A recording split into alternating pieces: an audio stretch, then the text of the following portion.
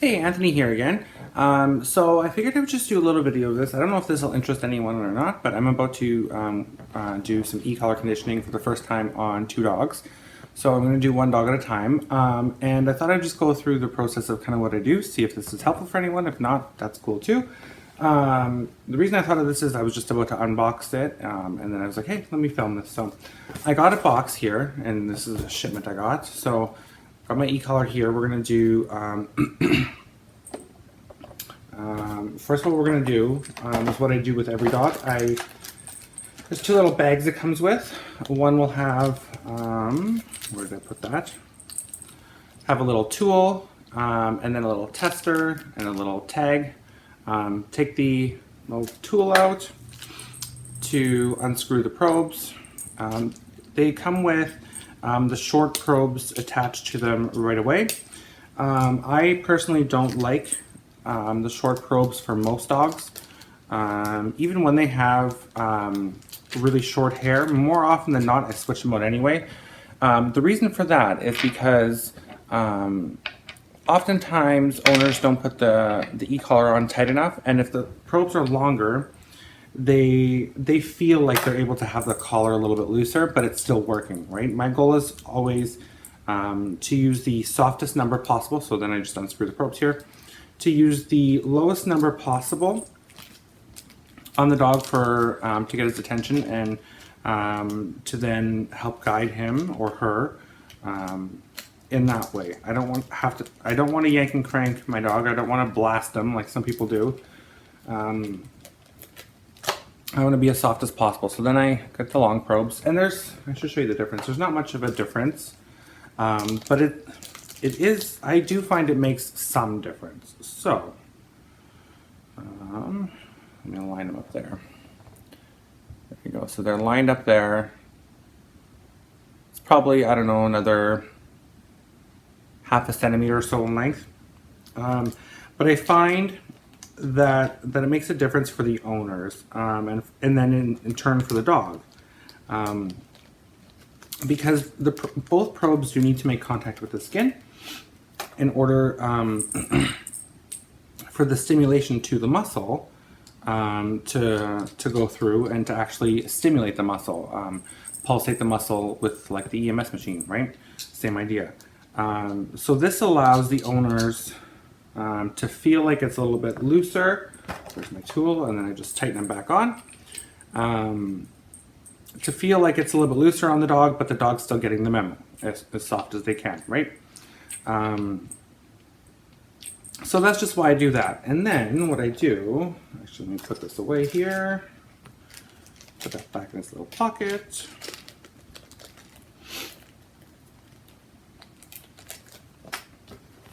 And then I turn the remote on, and on the back there's an on-off slash light function. So I just press and hold that till the screen turns on. Let me see if I can focus on these numbers. There. You'll see there's an M and a C on there. I changed that right away. There's a button back here, it says M and C. Press and hold, and you'll hear a click. Now all you see is just an M. I want that to disappear. There we go. So I set it up right from the get-go. So now you see there's a C there. Then I turn the receiver on the collar on. There's a red dot on the remote, and there's a red dot on the receiver. You touch those two together, and that'll turn on. I've just taken it out of the box, so I want to make sure that, yep, there's a decent charge in here, and you'll see those green lights blinking periodically. That means there's still good charge. There we go. There was the receiver. I want the remote too. There we go. There was the remote. So then what I do is this little white thing there, this little tester that lights up when the stimulation goes through. I don't use that. I put the remote directly, or the receiver directly on my hand, and I start to press and dial. Sorry, this is a little, let's see if I can, if it'll focus. You're not going to be able to see the numbers, I don't think. So anyway, I'm going to press and dial until I feel something to make sure that this collar compares to most of my collars. There, so we're at a 20 and I felt that. So let me see, 20 and I felt that. That's typically where I start to feel it, depending on the day. And again, it'll be with your dogs the same way. Every day might be slightly different, or they could be consistent every single day. Totally depends on their mindset, depends on their body. So that's why every single time I put it on my dogs, I test it. So I just want to make sure that this is the way it's supposed to be, that every other collar is. So that if all of a sudden there is some sort of a glitch in manufacturing, because you never know if there could be. I've never had it happen, but I'm always, what's the word I'm looking for? I guess extra cautious, a little paranoid that, you know, someday something's going to happen. So I just want to be proactive about it and make sure right from the get-go. And sometimes I'll do this even as I'm working a dog, if the numbers just seem really weird or the dog is very inconsistent even though they should know it, I'll take it off the dog, put it on myself, make sure that the numbers are feeling like they're supposed to. And I can dial up too. So I want to make sure we're at a 20 now. So if I put it to, let's do 40, just for video purposes, 40. I want to make sure that there's enough of a difference, but it's not an extreme difference, right? So I'm very familiar with this. I use this on myself all the time because again, it's an EMS machine, just like physiotherapists use. The only difference is there's two little contact points instead of like a bigger pad, right? So let's say I was putting this on my back, or even let's say on my chest here, chest and shoulder. If I want to go in through here to work, right? I may have a big pad here. I may have a big pad there so I can work this area. That's the only difference here with that, is the contact points are less. So the sensation is a bit more direct kind of in a smaller area because these need to fit the average or people's average dogs. So they work on anything from 3 pounds and up.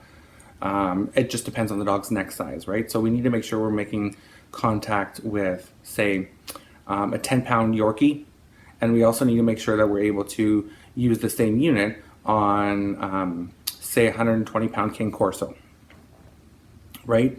So my daycare crew, for instance, the smallest dog or training dogs, for instance, smallest dog I've had was, I think he was 3 pounds, a Pomsky. Worked on him. What we did, we just switched it to the Micro Educator, but the contact points are very similar. So what we did there is it's the same thing. So we used that on a 3 pound dog, and then I've also used this on, what's the heaviest dog I've used it on?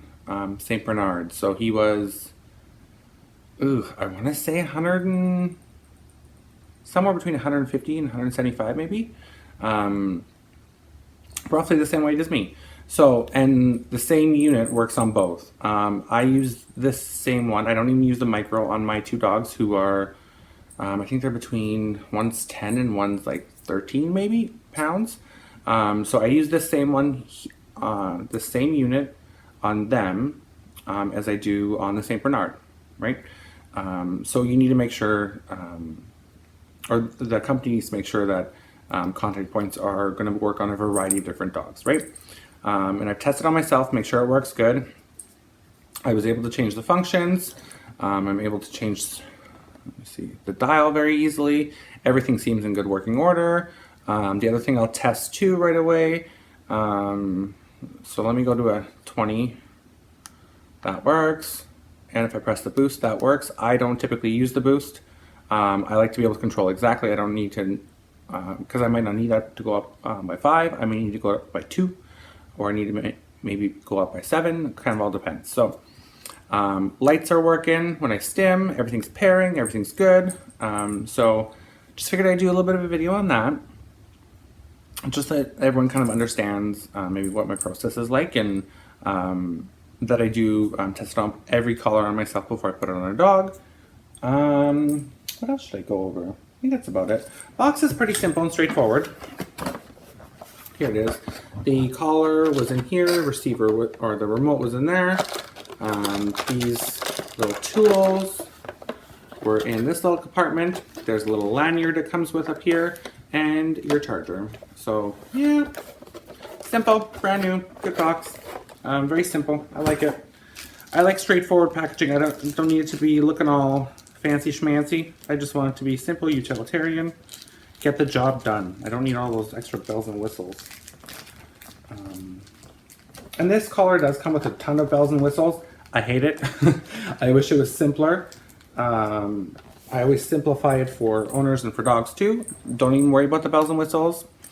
Just keep it simple, because it allows for too much conflicting information when you start to use all the other bells and whistles, like the tone and the vibrate and all that stuff. And so I wish we could order these without those functions. Sadly, I don't think we can, but that's okay. So yeah, that's just a little review. Kind of first kind of go over with the e-collar before I put on a dog, and I'm going to do videos of the e-collar conditioning of the dogs today too, so maybe a couple uploads at once. But yeah, hope you enjoyed that. Please like and subscribe. I really appreciate some support. It allows me to keep knowing that people are interested, and I'll keep making the videos. Because if people don't show interest, I'm not going to keep making the videos, because it just doesn't make sense then. But yeah, so let me know. Hope you guys are all having a great day. Thanks.